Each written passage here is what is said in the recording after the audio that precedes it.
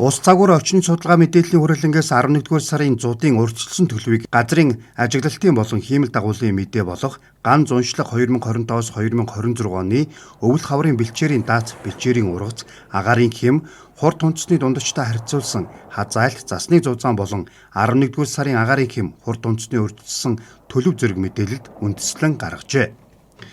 Зуудын урьдчилсан төлөвөөс харахад мал үйлчлэлтийн нийт нутгийн 2% нь нэн их, 16% их, 36% дунд, 29% бага, 17% хүндрэл байхгүйгээр гарчээ.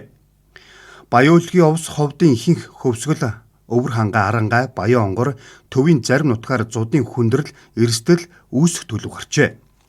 Иймд мал өвлжилт хүндэрч болзошгүй бүс нутгуудад анхаарч цагуурын байгууллагаас гаргаж байгаа богино дунд урт хугацааны цаг агаарын урьдчилсан мэдээ болон тухай бүр шинжилэн гарах зуудын урьдчилсан төлөвийн мэдээг тогтмол авч ашиглах, цагийн байдал хүндэрсэн үед авч хэрэгжүүлэх арга хэмжээний урьдчилсан бэлтгэлийг эртнээс бүрэн хангаж ажиллахыг зөвлөж байна. Мөн зуудын эрсдлийн ерөнхий үнэлгээг 11-р сарын 12-нд боловсруулж гаргахаар төлөвлөжээ.